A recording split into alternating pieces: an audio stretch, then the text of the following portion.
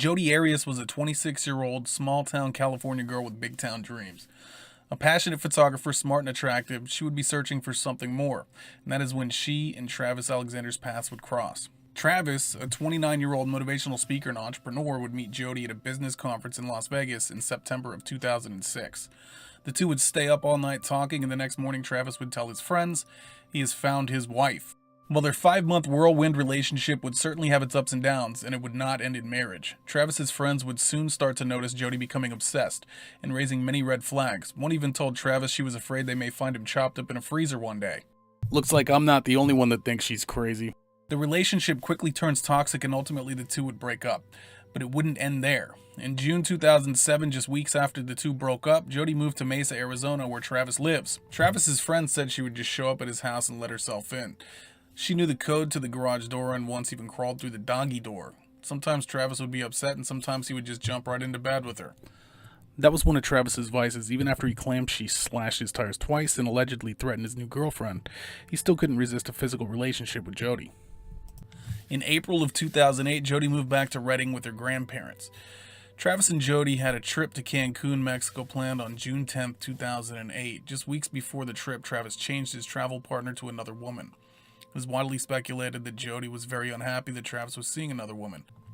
On June 2, 2008, between 1 and 4 a.m., the ex-couple played phone tag, eventually speaking for roughly an hour. At 8 a.m. on June 2nd, Jodi rents a car in Redding, California, making a stop in Southern California before heading to Salt Lake City, Utah to attend a company conference.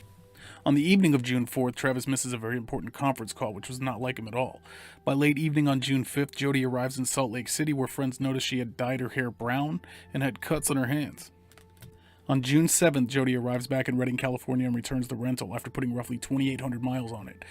The employee at the rental car business noticed that the floor mats were missing and there were strange red stains on the seats. They were unable to confirm the car had mats when it was rented and had cleaned the car before police could investigate. After 5 days and nobody hearing from or able to get in touch with Travis, a couple of his friends went by his house to check on him. Upon entering, they immediately noticed a lot of blood in the hallway leading up to the bathroom. They would find Travis on the floor of the shower. He was not alive. He would have 27 stab wounds, a slit throat, and a .25 caliber gunshot wound to the head. Weeks earlier, a robbery would occur at Jodi's grandparents' house, where she also lived. Among the items missing, a .25 caliber handgun that would never be recovered. Initially, Jodi's plans seemed to be for nobody to know that she went to Mesa, but she left a trail of evidence that proved otherwise. Police would find a digital camera at Travis's house, damaged, but they were able to extract the photos. They would be sexually explicit photos of Travis and Jodi from that day, and the last photos of him alive, proving that she was there the day Travis was killed. But, no matter how much evidence the police confronted her with, she would not admit to even being there. Jodi would take the stand for a total of 18 days, which was extremely abnormal in any trial, let alone a murder trial. Arias would give 3 varying stories throughout the investigation and trial on Travis's death, which did not help her credibility with the jurors or the judge. Jodi would claim that Travis was controlling and abusive both physically and emotionally throughout the relationship, which would ultimately end with her defending herself and killing him in the process. The questioning of Travis's previous girlfriends gave no indication of patterns of abuse. She also tried to convince the jurors that Travis was a pedophile, which went over like a lead balloon as well. Jodi Arias was convicted of first-degree murder on April 13, 2015. She was sentenced to life in prison without the possibility of parole. In July of 2018, Jodi's attorneys filed an appeal for her conviction to be overturned, and ultimately the conviction would be upheld.